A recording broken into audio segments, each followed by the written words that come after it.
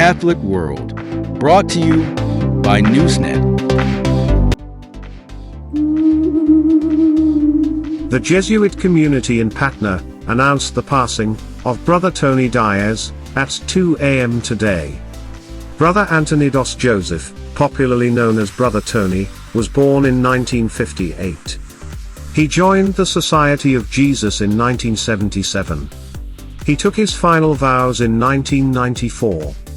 The funeral will be held at XTTI Diga tomorrow at 4 p.m. Catholic World.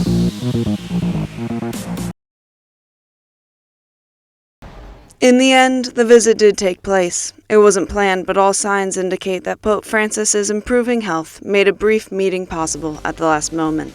In the photo, the Pope is seen without an oxygen tube, appearing to not need continual breathing assistance anymore. This is the first time the Pope has met with the monarchs since their coronation.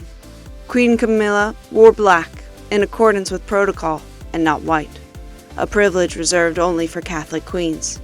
King Charles also strictly adhered to the dark dress code, changing out of the light-colored tie he was wearing earlier in the day to speak before the Italian Parliament.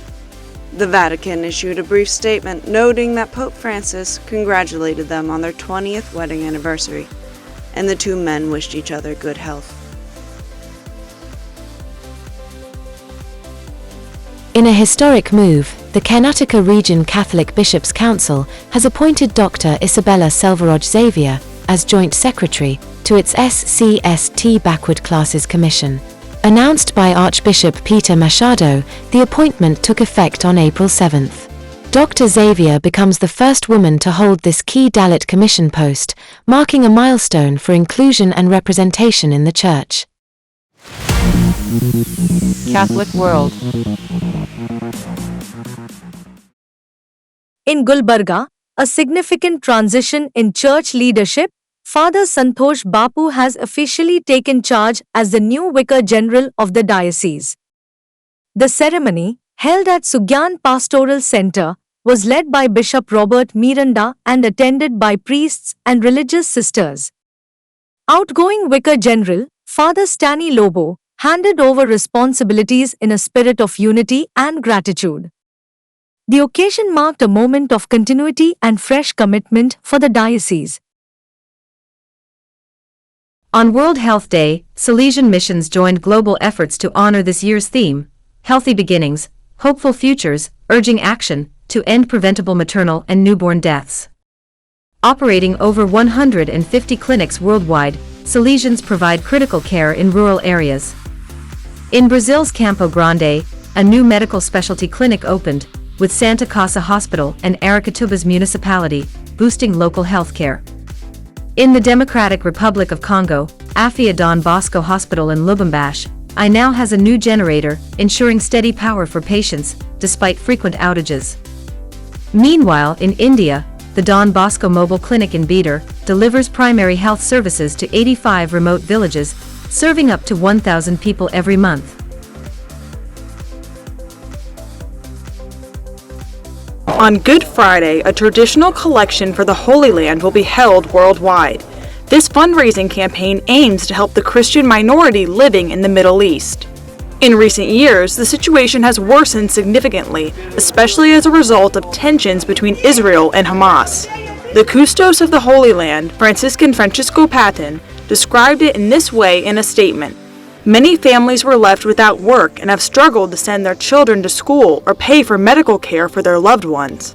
In addition, many of the Christians living there make their living from tourism, one of the sectors most affected by the conflict. Conditions for many Christians living in the Middle East are becoming increasingly difficult, raising the risk of the Catholic Church losing its presence in the places where its history began. Here's a quick update from Jabalpur.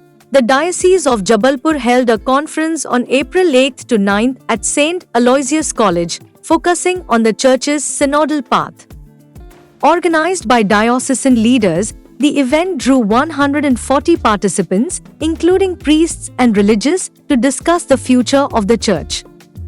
Bishop Valan Arasu opened the conference, stressing unity, while Archbishop George Anthony Sami of Madras Mylapore was as the chief resource person. Meanwhile, on April 7th and 10th, after a 5-year break, the Jabalpur diocese held a key meeting of diocesan commissions and deaneries, kickstarting a new phase of teamwork and planning. Bishop Valan Arasu opened the event, urging a focus on pastoral care and development to tackle current issues. 10 commissions shared updates and set goals for the Jubilee year. The meeting helped to refine the diocese's mission and boost its ministries. In response to the rising demand for strong youth leadership, the Northeastern Regional Youth Commission hosted a 3-day leadership training program in Guwahati, Assam, from April 4th to 6th. Under the theme, Grooming Leaders for a New Gen, 57 young participants from 9 dioceses across Northeast India took part. The event, led by YCS/YSM, focused on shaping responsible, faith-driven leaders through sessions on life skills, mental health, stress management, and more, preparing Gen Z to build a just and compassionate society. In Kolkata, the Don Bosco Development Society handed over the keys to its 500th low-cost house. It's for slum dwellers in Kapalibagan, Tangra. The group is the social service arm of the Salesian province of Calcutta. Father Matthew George started this 6 years ago. It provides dignified homes for families who live in makeshift shelters along a drainage canal. Many scavenge near dumping grounds. A big step for the underprivileged. DBDOC began in 1997. It fights poverty and malnutrition. In a powerful Lenten initiative, the Tamil Nadu Catholic Youth Movement organized a 2-day pilgrimage on April 5th and 6th, uniting 15 youth from across the state.